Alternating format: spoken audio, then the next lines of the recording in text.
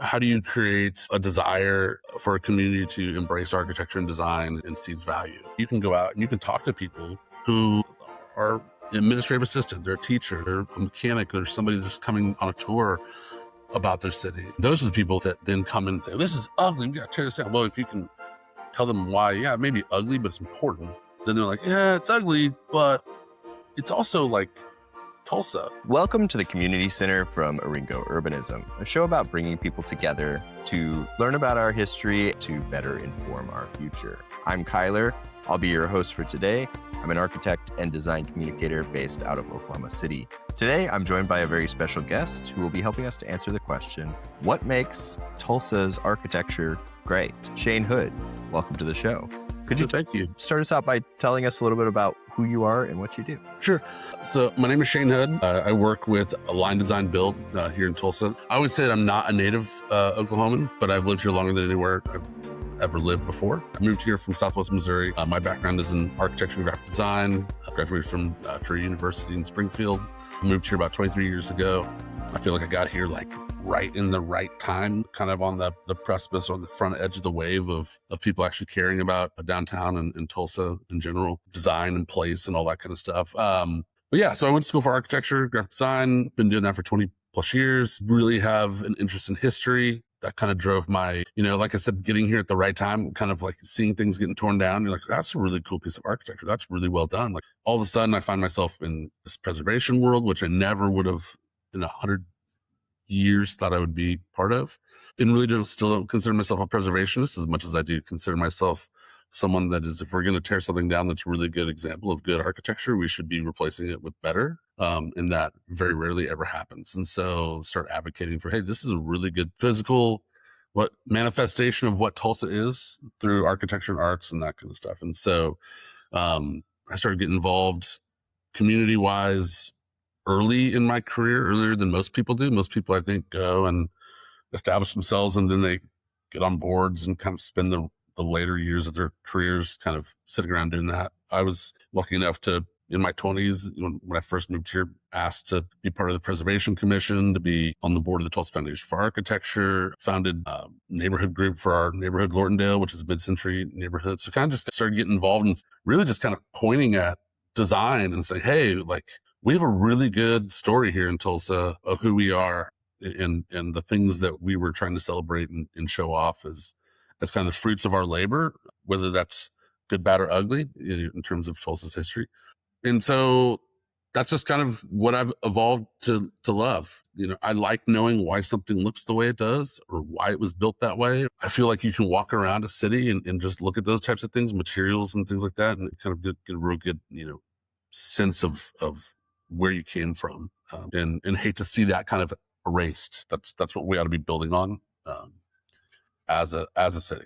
And I think that people are. And so, yeah, that's kind of my background. That's what I've been doing for about 20 years in Tulsa. That's awesome. I feel like a good starting point here is to ask, like, what are some of your favorite buildings in Tulsa and why? Yeah. It's funny because I didn't know anything about Tulsa until a friend of mine that I went to college with, when we were getting ready to graduate up to Springfield. He was like, well, what are you doing? Well, I'm going to move back down to Tulsa. And I'd come down here a couple of times. He played in a band, punk band, and I came down, to some shows and things like that. My first experience of Tulsa, or memory of Tulsa, was the U-Haul truck over in Greenwood up on top of that building spinning around. I always thought, like, well, that's cool as hell. And then I realized, like, oh, there's cool stuff in Tulsa. Like, there's actual buildings. So at that point in my life, early 20s, late teens, early 20s or whatever, if a city had tall buildings, well, then something must be going on there. And my friend would keep telling me about Tulsa Art Deco, Tulsa Art Deco, Tulsa Art Deco.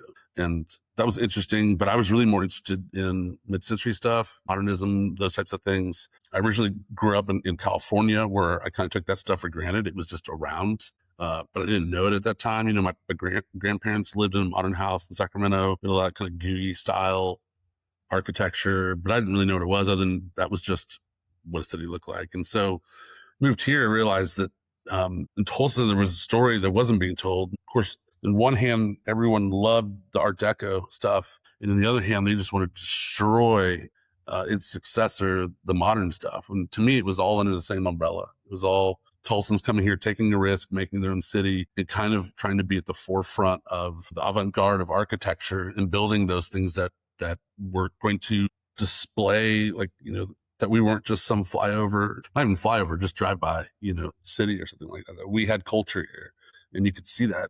So my favorite things in Tulsa for a long time, and it's funny because we might talk about it later, but were the things that other people thought were ugly. And it's like, well, why is this guy coming in talking about the ugly stuff? So I, loved the Civic Center in downtown. People hated that. They derided it. It was ugly. It was barren. There weren't any trees. It was just a big plaza with nothing there. But to me, it was amazing because it was the Architectural League of Tulsa. I tell people it sounded like superheroes. It was all of the biggest kind of names in architecture in Tulsa at that time coming together to form this league of architects that were going to design and finally implement a civic project that the city of Tulsa had been working on for 60 years with nothing to show for it. Plans all the way from the teens, 20s. And so I loved the Civic Center, the library that's there, that's by Joseph Coberling, Charles Ward, mainly Charles Ward. Joseph Coberling helped him out. Florence Knoll from Knoll was doing the interiors on it. It was this amazing building. The whole development was like this kind of monumental development where each building was like this temple to something, right? You had education, you had entertainment, you had law and order, you had the justice system,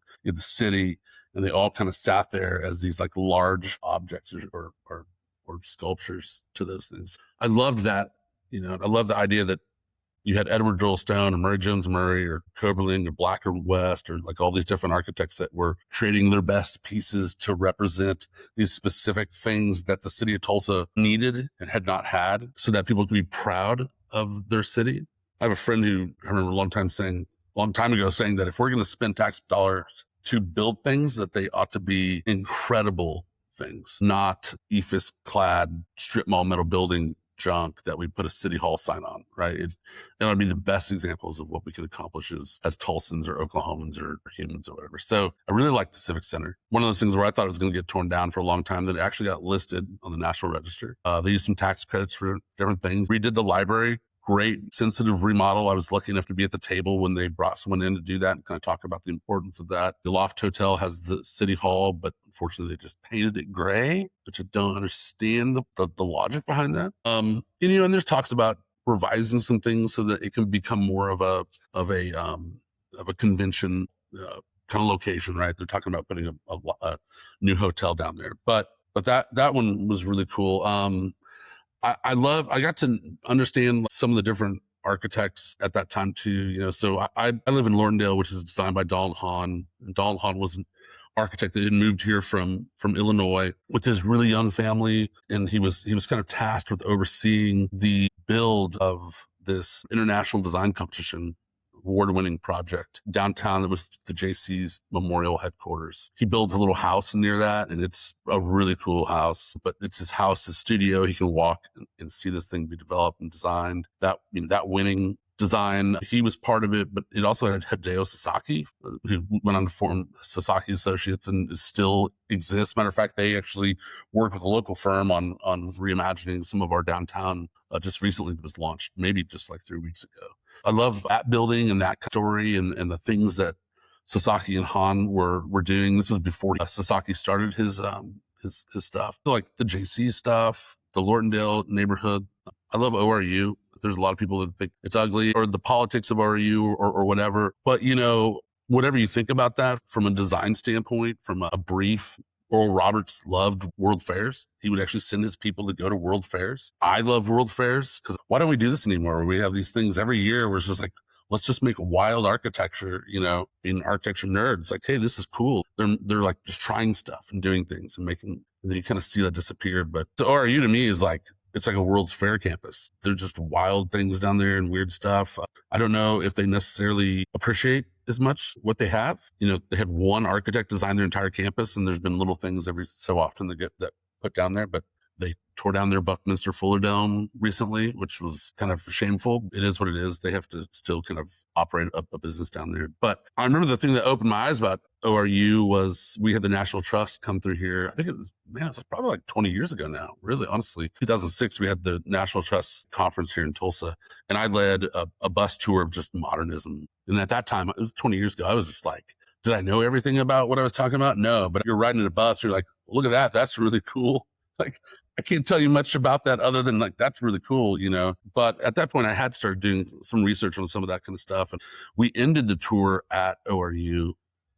And I figured we'd pull into the parking lot. We had 5 minutes, not a lot of time. Then we got to take the bus back downtown. And these people from all over the world literally were jumping off the bus and running as fast as they could with their cameras to take pictures of ORU. They just were like, they were at Disneyland. It was the wildest thing, and it looked like Disneyland. Growing up in California, going to the real Disneyland, seeing the, like, I don't remember what it's called, Land of Tomorrow, whatever it was, Land of the Future. I mean, that's what it looks like, and there's a lot of people who live here in Tulsa who think it's horrible and, haven't seen a value in it. But our economy in Tulsa is not based just on, but benefits from people from all over the world coming here and spending their money. So if these are things that they find interest in, we should quickly find interest in them as well. But yeah, then aside from that, there's just interesting little things all over the place. Frank Lloyd Wright's house here is really interesting. And it's not because it's a prairie style house, which I think most people just assume it's going to be a prairie style house. It's a concrete block house, like we'd talk about in LA or something like that. Like, that's super rare. The fact that Tulsa, for some reason, not for some reason,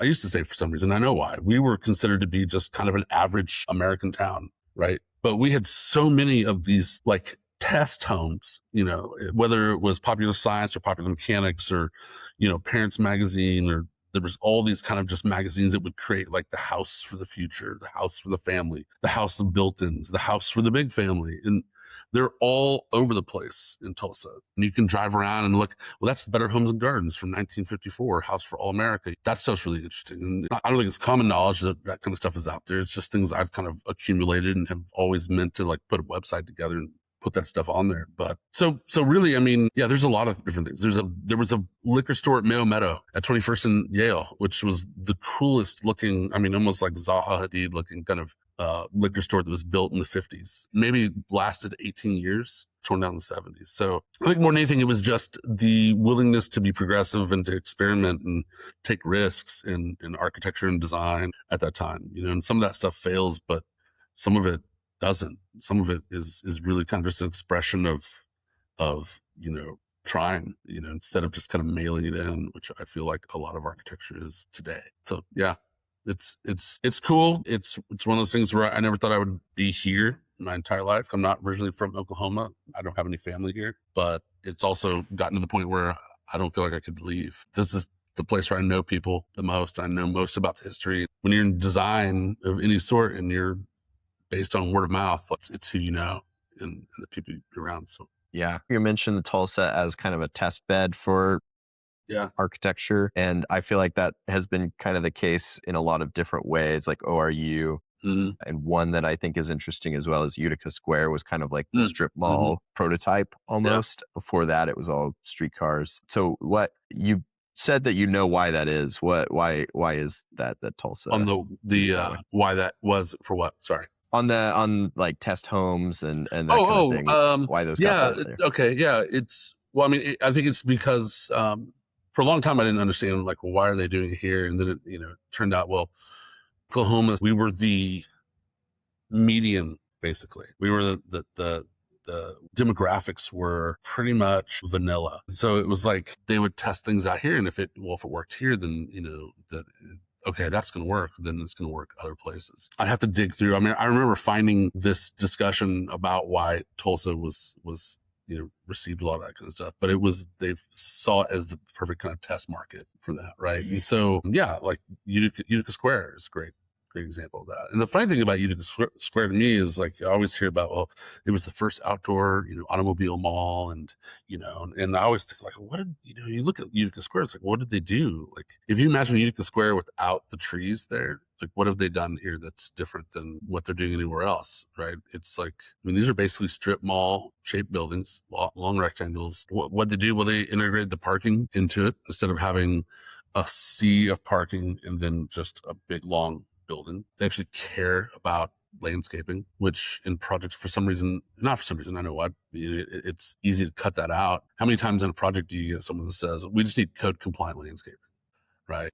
Code compliant landscaping are like 4 or 5 trees that are like this big around that don't survive, a year. And so you drive back by and it's a ribbon of overgrown grass, and it's ugly, and there's no shade and no trees. And it's like, well, no, and that is out at the front of a 280 spot parking lot with a building way at the back. Like, nobody wants that. That's inhospitable. That nobody wants to be around that. That's not a place that someone wants to go. So like Utica Square, where you could kind of park in and amongst it, and they had trees, and they cared about landscaping, and there's a courtyard, they're in the middle, kind of by like Snow Goose and Starbucks and Wild Fork, and those are all things you can do today. I think the other thing that Utica Square did is that there's never really a back to any of those buildings, right? Like, you can be on kind of all sides, and there's a store, or it goes through, or so you don't ever feel like you're staring at the back of a building where there's dumpsters and electrical connections and things like that. And all that requires a design where there's an interior place for that, or thought to that. I think it's a great model for doing that if developers are willing to spend a little bit more money to make that happen. But that's ultimately what it comes down to, is spending a little bit more money to make those things happen.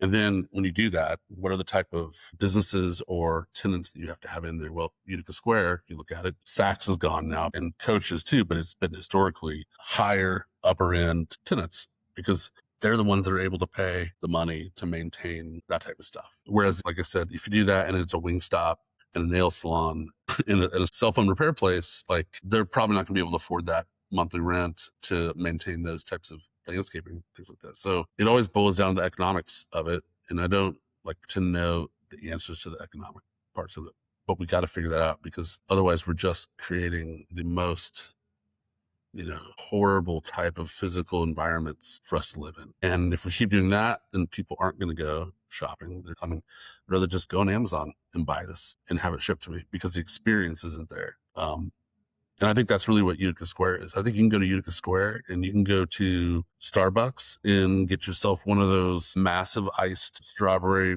mocha latte things or whatever with whipped cream on it. And that's all. So you just spend $8 and you walk around in a shaded area. There's other people. You can window shop and you feel like you had a day and spend no money at all. So you had an experience, and that's why you went there. You can't do that at 71st Memorial walking around a strip mall.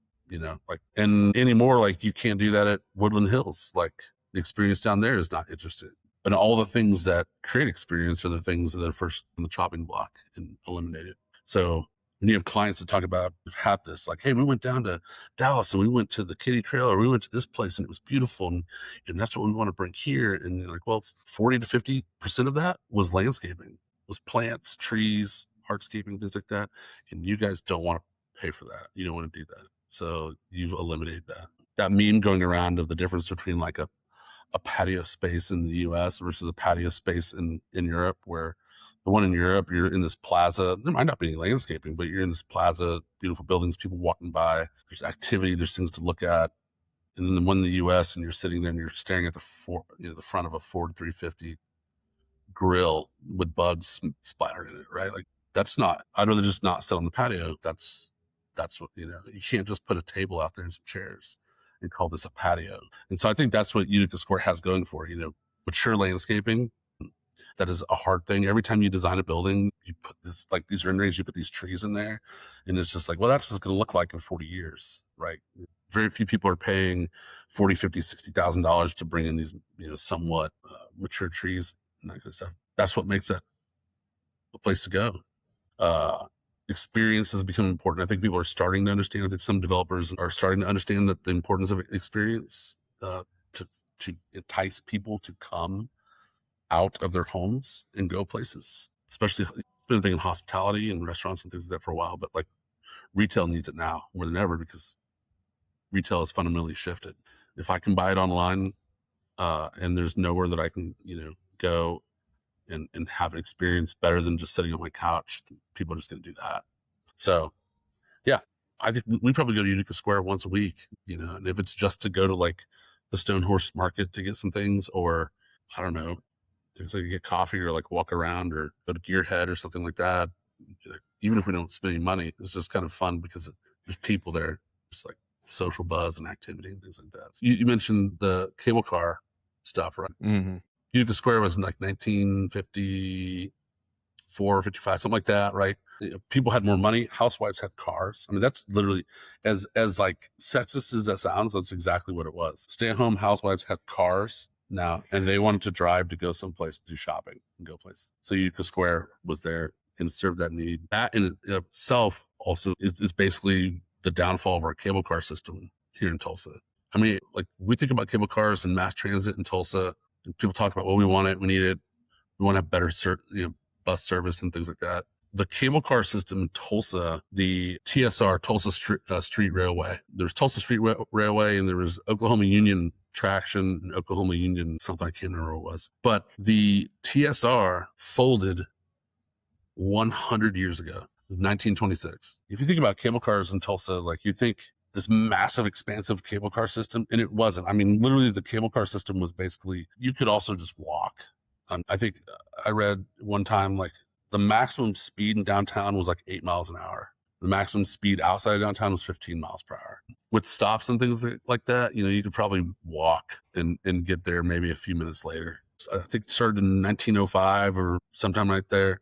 Their peak ridership hit like 1923, and then 3 years later, gone. I mean, like, peak highest ridership, and then just this precipitous just drop off the cliff after that. And I don't think it's not a coincidence that 1923 is also like the peak Model T hit like 2 million sales that year, right? So, like, all of a sudden people could have a car. Well, I don't need to ride the cable system, Well, people could afford the car and think they need to ride the cable system. But there are a lot of other people who needed the cable car system or needed mass transit, or what they had, like, things called jitneys, which were basically like unregulated buses that you'd pay a little bit of money to ride on and things like that. And so, yeah, like 1926, it was no longer sustainable for the Tulsa Street Railroad Company. And I think they did ultimately end up selling all their stuff to the conglomerate of General Motors, Standard Oil, and Firestone, right? Like, the people that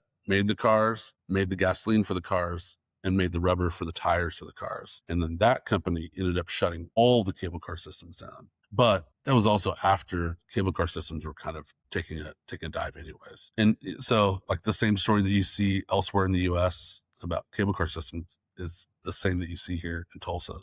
It was a boom for a while. People were able to buy their own automobiles. And then, the people who made all that stuff and benefited from that stuff were more than happy to come in and put that final nail in the coffin and get rid of them. We had, let's see, here in Tulsa, we had cable cars. We had 3 lines. We had the Tulsa Street Railway, we had the Oklahoma Union Traction, then we had the Sand Spring Railway. And Sand Springs one was basically bringing in workers from Sand Springs to Tulsa. And those lines are still there. I mean, I was over on Charles Page the other day, and it's right there. And it's cool to watch that rail come in, because there would be spurs off that rail that would drop in and stop by some of these industrial buildings over there. The workers jump off and go to the factories and things like that. And that's still all kind of there. And I was talking earlier about how, sometimes you go into downtown and you see things like, why is that building like at a diagonal or cut that way? Or why is this like really big, wide space right here? And it's like, well, that's where the railroad tracks were, or where the cable cars were going. You can still see that in some of the neighborhoods around downtown too, where there's basically a scar right down the middle of the street. Renaissance neighborhood has it, and that's where the cable car would go. There was a TV series. It's the remake of the Perry Mason, new Perry Mason, and I really enjoyed that because it shows 1920s, 30s LA in a really good, like, the scene, set decoration, things like that. And it's these types of houses. There's this point where this woman's getting ready in her home, which looks no different than kind of like a house that you might see over off Cherry Street or in Swan Lake or something like that. Beautiful kind of craftsman, late 20s or 30s home. Not a mansion, just regular kind of house. And she's getting ready, and you look out the front windows, these double hung windows, wood trim and trees and things like that. And here comes a cable car coming down the middle of that street. And it's like, oh man, that would be amazing today to be able to, like, just go right at your front door and just jump on that cable car and take you downtown, or something like that. But it's the freedom of the automobile, and then also this kind of idea that mass transit is for poor people, or that it's dirty, or like crazy people ride that, all of which is unfair and not true. And lends to issues with affordability and things like that. I think we did a study here in Tulsa last year on automobiles, and average household has like one automobile, right? Well, then that means that there are people who need mass transit because they don't have a car to get to a job. If they don't have a car to get to a job, then you don't have a job, and that just kind of perpetuates that whole kind of crisis with that. But all of this, as in with a lot of things about history, this is just the history. I don't know totally what the answer is. There are some cities, like Kansas City has a pretty good rail system. Oklahoma City has been introducing rail system downtown. Tulsa has done in the past more like the jitney idea of a thing that looks like the Rice-A-Roni San Francisco treat rail car kind of thing. And it would drive between the Arts District and Blue Dome and that kind of stuff. But I don't even think that's happening anymore.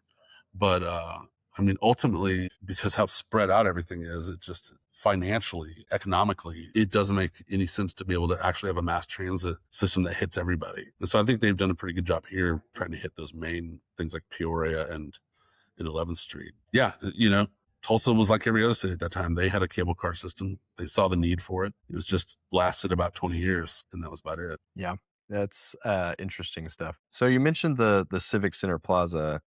Yeah. At piece of that original master plan, and that was kind of a urban renewal type era thing. But a piece of that was the old pedestrian mall that went down, was it 5th Street and then up Main? Yeah. I believe. Yep. I think they removed that in like 2005, I want to say. Yeah, I think somewhere around. I think I was here for maybe a year and a half before they removed it. And I was really familiar with that because when we would come and visit when I was in school, a lot of people I hung out with were skateboarders. And so that was like skateboard paradise down there. But I remember coming to that and it's like, this is amazing. Multiple levels and like exposed aggregate 1970s kind of brutalist. Even the light fixtures were like designed for it. And there was benches and all I could think of was like, man, who built this like big death trap water hazard in the middle of downtown because it's so cool, and of course it was Lawrence Halpern. It took a long time to find that, and it ended up being in just kind of like a PDF that I found buried, talking about just the process of working with a committee to design something like that. I was familiar with Lawrence Halpern because he had done the fountain on the square in downtown Springfield, which our school of architecture was half a mile from that. And it had one of those things where people thought it was ugly, and it was just a nice piece of 1970s concrete with water and brass and all that kind of stuff, patinaed. It was like kind of a Scarpa-esque thing. And so I thought that was incredible. And the real sad thing is that the response to that pedestrian mall, if you go downtown now, and I haven't driven there in a minute, but I'm going to go by and look at it today because I have a feeling it hasn't changed, is that it went from a pedestrian mall to a roundabout fountain. And they put a fountain there, and within, I want to say, I don't know, a few months, some woman just blasts right through the fountain, destroys the fountain, right? And so then they're like, well, okay, we can't build something in the middle of it because people apparently don't know how to drive. And so since people don't know how to drive, then we have to beige everything, right? So what we'll do is we'll keep the roundabout, but we'll make this kind of like splash pad thing with like LED lights, so that if someone does not see the fountain and drives over it, it won't hurt their car. So for a while, there was the old fountain encapsulated in treated lumber, which just looked beautiful, amazing, until they removed that and put this splash pad thing in. And I don't think that thing works anymore.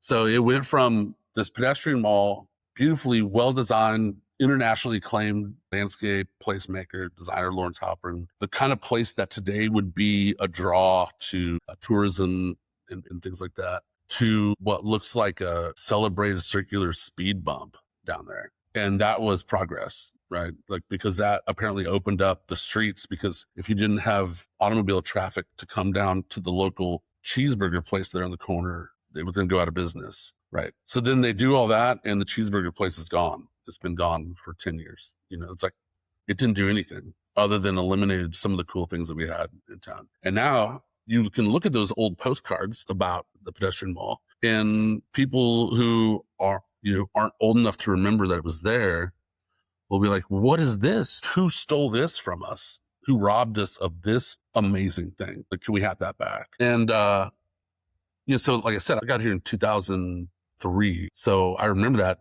And it was a year and a half, and it was like, oh, it's just progress. And no, it wasn't. It was not ill-intentioned, but it was misguided recommendations for people that shouldn't have been making recommendations on that kind of stuff. It was where Mayfest was. I always think it's funny, you see those renderings of things like that from the 60s, 70s, architectural renderings, and it's always like all these people and like maybe a mother holding like their child's hand or pushing a balloon or whatever. And that's really literally what this place looked like, when Mayfest was happening. It was like those old renderings. It was a place where people would come together and have events and things like that. And now it's nothing. Now it's barely a remnant of what used to be there. Yep. I think if you walk down there, at least unless Mayo removed some of them, there's still a couple of planters and kind of ruins of it down there. And I've always hoped that people would stop and ask, well, why is that light there? Like, what is that weird? Like, that has nothing to do with anything else around here. But yeah, the pedestrian mall was really cool.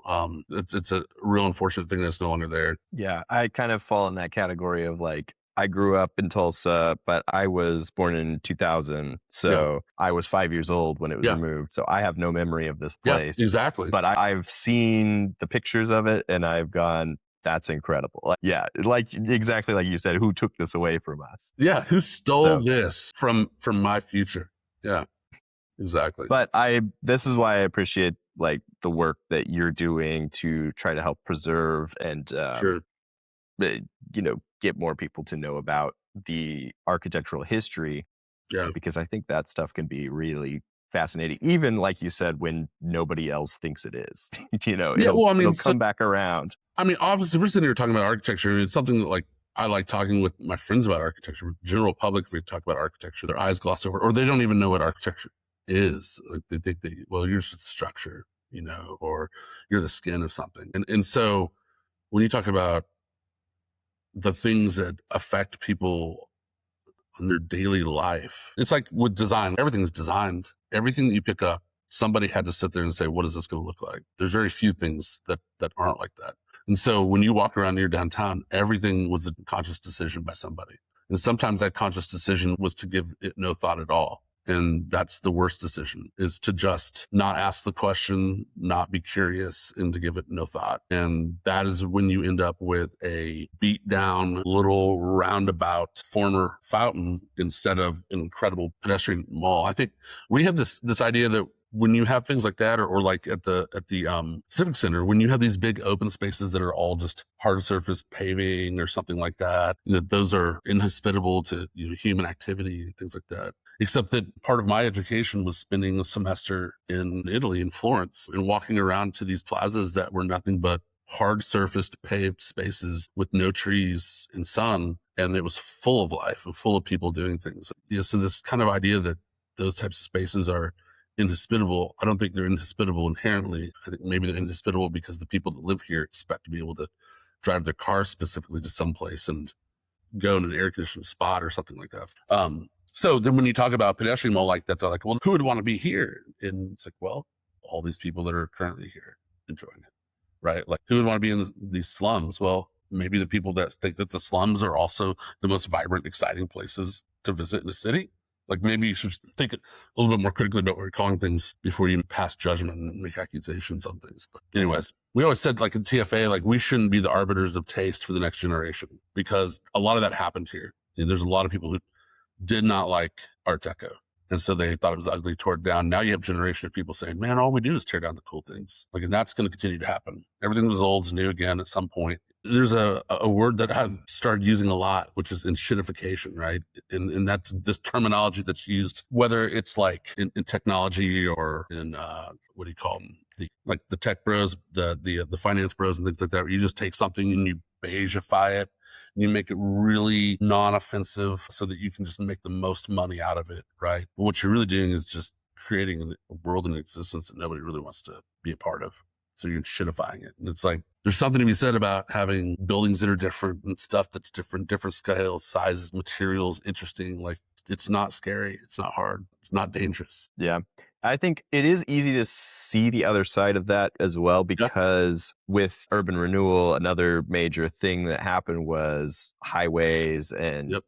tearing through neighborhoods, which I would argue that is maybe more on the opposite side of where maybe we needed more architectural preservation at that time to Yeah. prevent those types of things from happening. Yeah. But I think it was all done in the same spirit at the time of like progress. This is Oh, yeah. this is better. That's the thing, and that's like, if it's taken me a long time to get to the point of, I always felt like, okay, what's the argument? What's the counterpoint in the debate, right? Like, why does an old building matter? Well, there's the talking points of, for instance, downtown we have this giant parking crater, right? They removed all the buildings basically to the north of Boston United Methodist Church for parking for churches. Okay, well, there's only cars down there like maybe once a week. And honestly, in the entire time that I've lived in Tulsa, I've never seen those parking lots absolutely full with cars. Unless maybe they're going to like Oktoberfest or something, and they're parking there to take a bus. So yeah, that 3-story brick building that isn't historic, it might not look super historic to you or whatever, but it is also inexpensive, affordable housing, and it's inexpensive rent for people that have businesses and small retail shops and startups and things like that. And you get rid of that, now they have to go to the new developments. The new developments for 3,000 square feet, and it's way more than anybody can afford to do, from a retail standpoint. So that doesn't happen, and then the housing can't be affordable because economics don't work. So there's that argument of why do you keep those buildings and stuff like that. Then there's the counterpoint to that is the property rights, and what's my property, I can do whatever I want. And I honestly just kind of got to the point, it's like, I don't really care. I mean, it's a weird situation. It's like, how do you argue that? And it's kind of like, well, I don't really care. You live in a society. You're part of a social contract to do what's also in the best interest of a social species of humans, right? When you own something that is historic, you own something that is like exceptionally historic.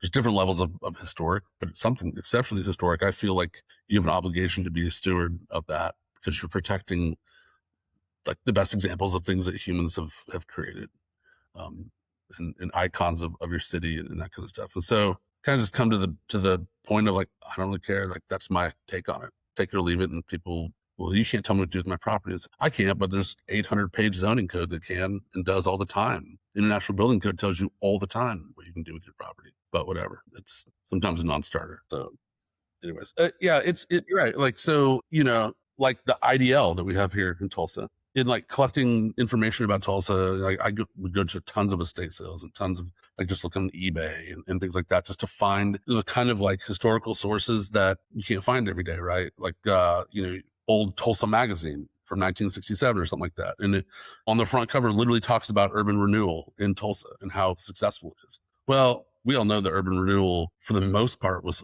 horrible. There's actually some specific examples in Tulsa where it was actually successful for certain things. There were also people at that time specifically that would champion the fact that they were not using any federal monies to do this type of stuff. They were not being part of that. But it was all done in the name of progress. The idea of an industrial city in the 1950s and 60s was what, maybe 150 years old, 100 years old, or something like that. Like in the type of cities that we live in, with car traffic and that, not even with car traffic, it was just like, what, maybe 40 years old at the most. So it's like, what do we do? I don't know. We've not ever been faced with this situation. Well, what if we scrape these things and leave them open for developers to come and build on them? Well, okay, we found out that didn't really work. That just created big parking lots. But it was all done in the name of progress, you're right. And now that we have 2020 vision, I always say, too, I'm on the planning commission. Sometimes we have these hard cases where people come up and they don't want us to do things and stuff like that. And I said, to me, the planning commission, I feel like we're sitting here looking at 50 or 60 years of bad development and bad zoning ideas, and we're trying to rectify those things. We need to have mixed, kind of zoning. We need to have different types of things with different types of people. We need to not have just single family stuff. We need multifamily. We need some commercial in there. People can walk places and things. And those aren't popular ideas because that's not the way it's been. And we've had generations of people go through the way it's been right now. So you have to learn, you have to have 2020 vision that sometimes what you thought was progress 40 years ago was not the right progress. And now we got to try something new, but at least try something that's based on just some empirical knowledge or kind of a scientific method. Hey, it works here. It seems to work there. These are the outcomes we're seeing. Let's be cautious about it and not just take a big, wrecking ball to everything again, but let's at least try something. The highway systems, that's one of those things where you can point to every major urban city in the United States that choked itself off with that ring around downtown. Tulsa is no different with the IDL, 75, 51, 244. And you can see it just driving down the BA. If you are driving west in the BA and on the south side of the BA, you have what they try to call Noche, north of Cherry, and Swan Lake and Cherry Street, kind of a highly desirable place to live and go and eat and bars and things like that. North of 51, the same types of houses, the same types of these big, beautiful homes, and people consider it to be a place that you wouldn't want to live there. It's run down. Way back in the day, it was prostitution, drugs, and things like that. It's changing because I think people are starting to realize, wait, this is just like walking distance under the overpass. And I can have this incredible large house. Okay, I'll do that and fix it up. But you see that throughout the city of Tulsa. There's more nefarious reasons for that. And north of downtown, right? Hey, we can run this interstate right through the middle of this successful African-American part of town and pretty much eliminate their entire built history. Literally bury it under asphalt. And to think that people weren't thinking that and planning meetings is just not reality. Hell, I know you guys in Oklahoma City, you guys have been dealing with your redlining and some of your kind of covenants for neighborhoods and things like that recently. Well, we have the same thing in Tulsa though. No Jews, no African Americans, no people of color, no Native Americans in these neighborhoods around, I would say the 30s and 40s neighborhoods around the fairgrounds, just kind of immediately out of downtown, where it's still in the covenant. You want to do a house or an ADU or something like that, and you're looking at the covenant, and that is black and white right there. And people say, well, that's not enforceable. And it's that's interesting because we're looking at ADU by rights, in Tulsa. And we're not quite there yet, but I think it's coming, at least the idea of investigating that possibility. But there are some neighborhoods that have accepted that, adopted the ADU by rights. And so people would start to build these ADUs. Well, there's this one case, individuals trying to build an ADU and neighbors don't want it. Someone takes them to court and sues them to stop, because in that covenant, there's language that would prevent that ADU from being built. Well, that's a court case that is accepted by the courts, and they're listening to that. So if they accept that, what's to say that, that something that's still in the covenant that prevents Jewish people of color, Native Americans from living in the neighborhood isn't also something that somebody could try to, bring up or use in a way that no one's thinking about now. And so I do think that we need to do the same thing, kind of follow suit with what OKC is doing and remove that stuff from those. Get back to the IDL and the highway system, you can see the ramifications of choking off your downtown, running major highways through the middle of established neighborhoods and separating people clearly. Just doesn't take long. I think Houston is 87-mile ring around it. Houston deals with it. OKC deals with it. All these places, it doesn't take you long to drive around and see the ramifications of that decision. And in the same way, it doesn't take long to drive around and say, well, this part of the highway that goes around Tulsa, let's say the east leg, 75, I think is low enough that we could do the same thing they did in Dallas and just let's build over that. And let's connect the east side of downtown back to the Pearl District. I think there's those opportunities that are probably a lot more palatable or impossible than some of the other recommendations. Would I love to see big strokes of, let's just remove 244. Okay, yeah, let's do it. That's awesome. What's what it's saving you going here as doing this right here? So what?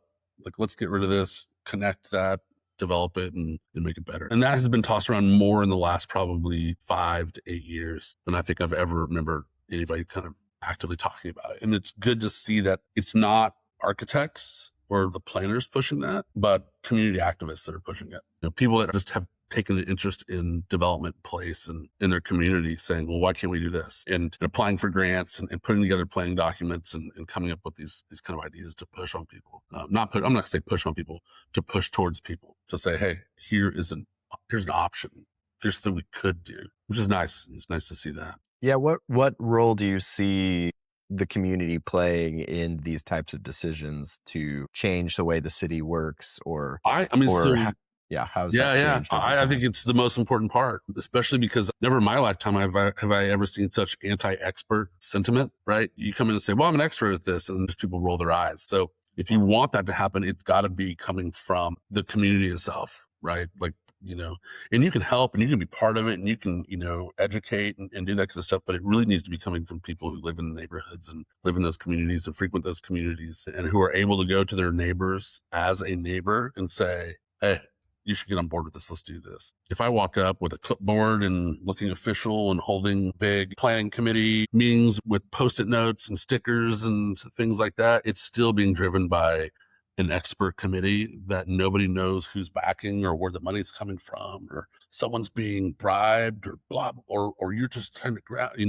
there's all that kind of like fear out there. So it really needs to be like Tyler, your next door neighbor, comes over and is like, hey, wouldn't this be cool? Maybe you have a beer or you like go to dinner, and that just keeps coming up, and then it kind of sparks an interest in it. And so, yeah, the community part of it is, I think, the only way that those types of things happen.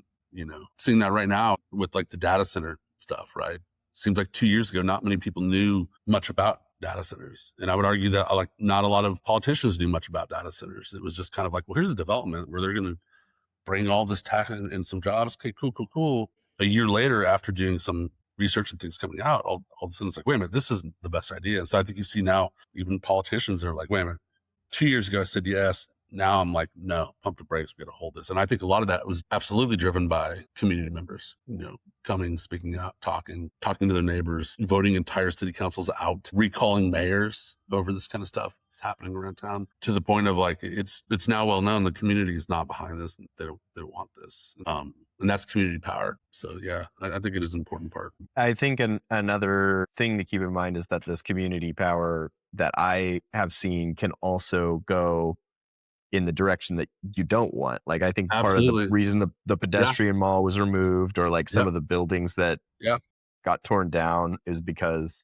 the community rallied together to get it removed or torn down. That's why I think that education in that sense is one of the most important things to do. I mean, we talked a lot about that with the TFA, Tulsa Foundation for Architecture, which is how do you create a desire for a community to embrace architecture and design and see its value? We were talking about the Civic Center, and I would give tours every once in a while about the Civic Center. And I remember like the most valuable input that I'd get from that would be like, well, I still think it's ugly, but I understand its importance now, or its value. Great.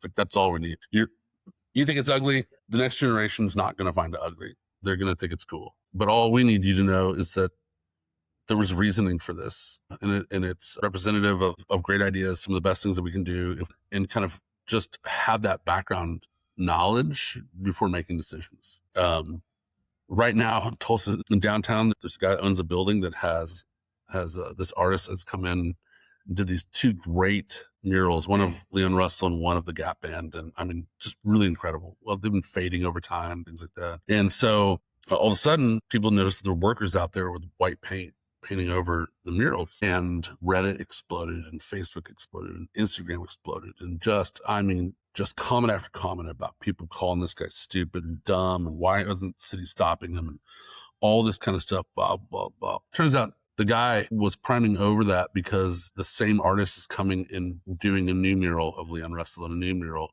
of the Gap Band, right? But that public sentiment, community outrage and pitchforks and things happen so fast and so quickly. People are ready to go and like march on this guy, right? And then it turns out he just put up probably one of the best murals I've ever seen of Leon Russell in the exact same spot as the old one. Incredible quality, like incredible talent, but there's never any like mea culpa from anybody. Nobody ever comes back on and says, I'm sorry for jumping to conclusion. I'm sorry for speaking out of ignorance, speaking with no background information. about what I was talking about, not knowing the circumstances of what I was talking about. That is kind of an epidemic with social media. I love newspapers.com and things like that. I feel like in 80, 90 years, there's going to be something like that similar for social media stuff like Facebook archives or whatever. If you go back and you look at this particular point in history about those murals, all you're going to see is just people complaining about something that they don't know anything about. And so I think that's where TFA, has been our goal for a long time. Is like, we started with these tours, these second Saturday tours of like, let's just low hanging fruit, tell people about downtown. Like, what's important about it? What's great about it? Why does that look like that? Why does this look like this? Why is it important that we have a bunch of things that don't look the same, maybe from different decades and things like that? And how the things that were happening at that time influenced the way things look, low hanging fruit history. And that's kind of evolved into telling more history and stories about different parts of town, about different aspects of economies and industries in the city, and to just the general public, right? Like I was a member of the AIA for a long time, was on the board and things like that. And I switched over and started working with the TFA, and nothing against the AIA, but you go to the AIA and it's a speaking to the choir thing. Like, you're all standing around talking to one another about the same stuff. And you're like, oh, well, we should do something about that. And then you just go home. Whereas, getting involved in those other organizations like the TFA, you can go out and you can talk to people who are administrative assistant, they're a teacher, they're a mechanic, or somebody just coming on a tour about their city. We do with school children and things like that.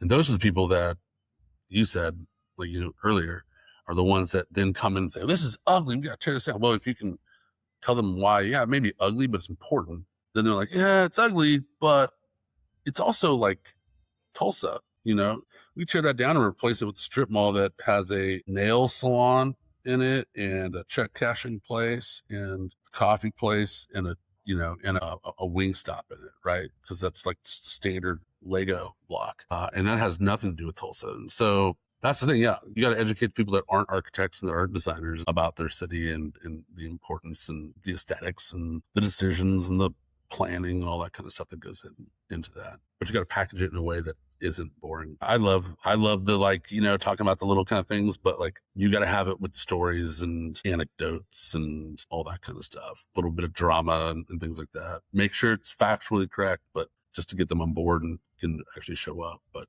yeah, you're right. Like, the same type of community activism that you need to, I think, be valuable and helpful also can like quickly turn on you and be the thing that wipes out all the things that you've been trying to work on. So yeah. Yeah, I think those TFA tours were a big part of my becoming interested in architecture in the first place. Awesome. Yeah. As a high schooler, whatever. So I think that's awesome, because great. That was something. So I said, like, I was on the board of the TFA for 18 years. When I first started on there, I think we had like 30 members and we weren't doing things like that. And it was just such an easy story to tell. And, so you're an example of exactly why we were doing that, right? Like, it's like, maybe not everyone's going to go to school for architecture, but at least they know the story now. I mean, we have probably given tours to, at this point, probably almost 20,000 people going through the downtown tunnels, and, which are, I mean, honestly, you're not like, they're just tunnels. They're just like, it's not like crazy. There's not like treasure down there and things like that, but it does give you a good idea of like why it is the way it is and why it developed. And so that's how you kind of cloak it in a little bit of drama and excitement. For that exact reason, now we have advocates throughout the city to help with that stuff. Yep. Definitely. So if anybody's interested in learning more about your work, where should they go? So, I mean, a couple things. So if you're interested about Tulsa Foundation for Architecture, tulsaarchitecture.com is our website.